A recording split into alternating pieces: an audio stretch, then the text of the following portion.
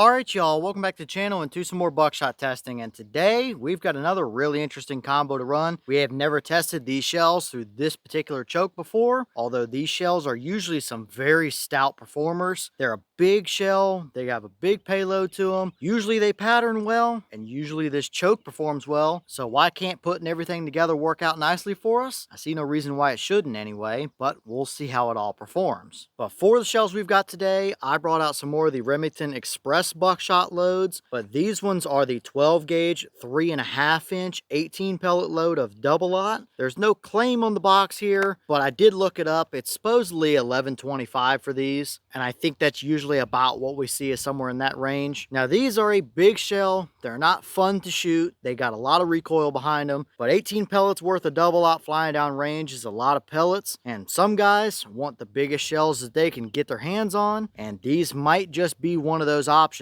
if you're one of those people. But we haven't tested them through today's choke yet, so we'll see how they perform in this combo since they're usually pretty solid performers. But as for the setup we're running, I brought out the Mossberg 835 Ulti-Mag. It's got a 28-inch barrel on it, and we're going to be running a Kicks buck kicker full choke. Now the interesting part here is that these 835s are an overboard shotgun. That means that the bore diameter inside the barrel is that of a 10 gauge instead of a 12 gauge. Now full choke in an 835 is typically 727 constriction. This Kicks buck kicker measures at a 739, which is much more similar to a modified choke, even though it says full. But still, even though it's not overly tight, it's been a solid performer, so we'll see how it does with these Remington loads today. So as for today's test, we're running everything the same as usual. I've got the big sheet of paper set up at 40 yards with the chrono to get our velocity and some templates we can lay up over our results. So let's get you guys a view of that target and see how the Remington 3.5 inch 18 pellet double out loads perform through this Kicks buck kicker full. It should work out nicely, but we don't know until we try it. So let's take our shot and see what we get.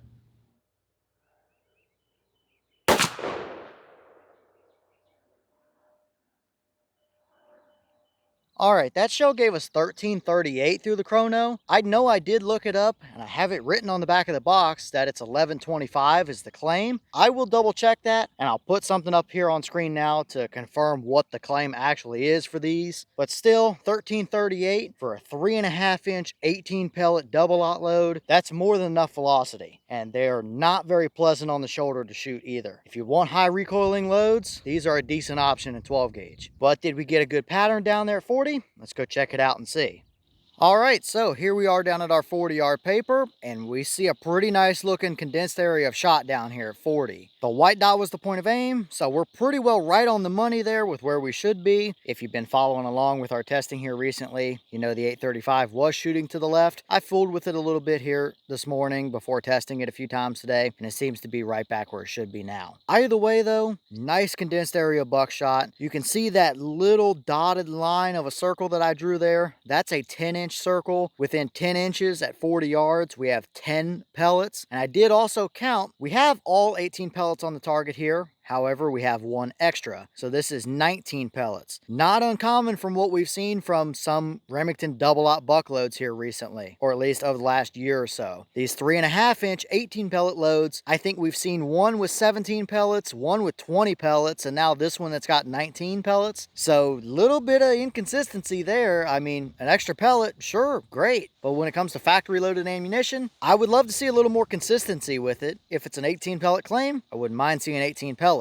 But it's still a nice pattern here. Nice condensed area of shot right through the core area where we want it to be. Might have a flyer up there at the top, might have a couple over to the left and a couple down at the bottom, but pretty much everything is right there where we need it to be. So another nice performance from these Remington Express buckshot loads. They really, in the past couple years, seem to have stepped up the quality with the Express lineup. And yes, I did just say I wish they were a little more consistent with the amount of pellets that are in the shells. But as far as pattern performance goes and reliably getting good patterns from them, they seem to have stepped their game up a little bit in that department, because this is still another very nice performance overall. I did measure our spread as well. We have 17.5 inches wide by 22.5 inches tall, so it's a little taller than it is wider, but it's still a nice performance. Anything 20 inches and better at 40 yards is a very nice performing buckshot load, and we're right there at it overall. So it looks good on the blank sheet of paper, but let's throw a couple templates up and get you guys a little better reference as to how it performed. So first up, we have a deer template here. If we line it up kind of right where we want it to be, nice centered up area of shot here as well, makes it easy for us. We've got 17 of the 19 pellets that we had in the shell that hit the deer. One was a little low, kind of right down there by the front leg, but everything else is right through the vitals. And I have no doubt that deer would have pretty much been done right then and there. If he made it anywhere, it wouldn't have been out of sight, that's for sure. So very effective. Having 17 pellets of double-aught at over 1,300 feet per second flying down range, that's not going to be a very nice day on a white-tailed deer for sure. Next up, we have a coyote template, and if I didn't mention it with the deer template, all of these cutouts we have today are very close to accurate life-sized average animals. We're missing a little bit of leg length on the coyote, but the body size is pretty much on average where it should be here. Obviously, 3.5-inch 18 pellet double-aught, probably not everybody's first choice for predator hunting, but if you were deer hunting with them or something, and you had a coyote come across that you wanted to take a shot at, obviously it would end very quickly for the coyote. They're not making it through that. I'll give them credit if they even flop around and flounder a little bit after getting hit by that many double-aught pellets. So obviously plenty capable for, you know, your fox coyote territory. You could hog hunt with these just fine as well. They would kind of be somewhere between the deer template and this coyote template as far as body size goes. So as far as hunting with these loads and this choke combo, nice performance overall if you want to run 3.5-inch shells for this purpose when hunting with buckshot.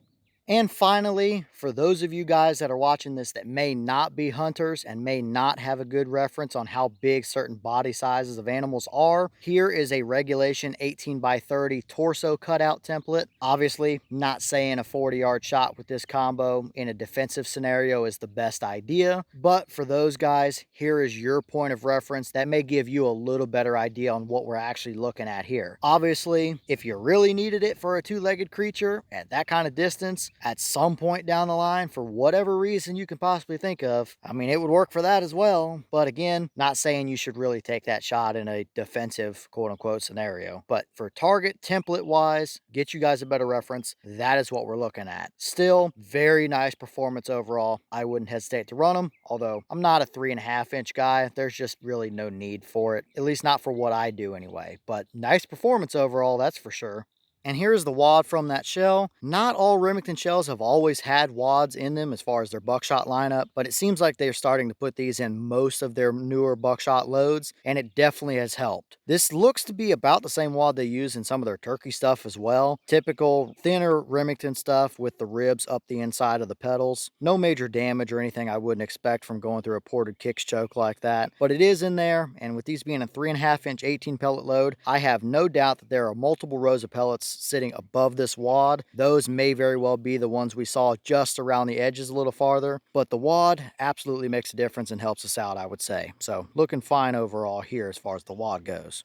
All right, y'all. Well, what did you think about that performance right there? Definitely some nice results for sure. I wouldn't hesitate to run it, no question about it, although I don't necessarily need a 3.5-inch shell price or recoil for the type of hunting and stuff that I do anyway. But if you're the guy that wants one of those shells, that would certainly do it. Anything that you would run a double-aught buck load for out to 40 yards or so is not going to have a very nice time getting hit by that type of load with that pattern tied to it. So I thought we were going to see another nice performance from this combo coming into it. We've seen consistently good stuff from these shells. We've seen consistently good stuff from that kicks buck kicker choke. Put the two together should work, and I would say that it absolutely did for us. So nothing too out of the ordinary here. Nothing that I'm complaining about, except maybe I wish Remington would be a little more consistent with how many pellets we're putting in each of these shells. But as long as that extra pellet actually works and goes where it should within our pattern, hey, it's an extra pellet at the end of the day, I guess. But let me know all your thoughts down below. Is that about what you expected to see? Were you a little surprised one way or the other? Is that a combo you would actually hunt with? Or are you kind of like me where, yeah, you'd run it just fine, but you just don't really have a need for 3.5-inch shells? And maybe what other combos do you want to see us run those loads through? Or what other shells do you want to see us put through that 835 with that kicks choke? Let me know all that down below. But with that being said, I've got some more testing to get done for you guys, so I'm going to get back to it. As always, we have the channel Instagram as well as the mailbox where you can send stuff if you'd like. All the information will be in the description if you're interested in it, but I'm going to get back to it, so I'll see you all in the next one.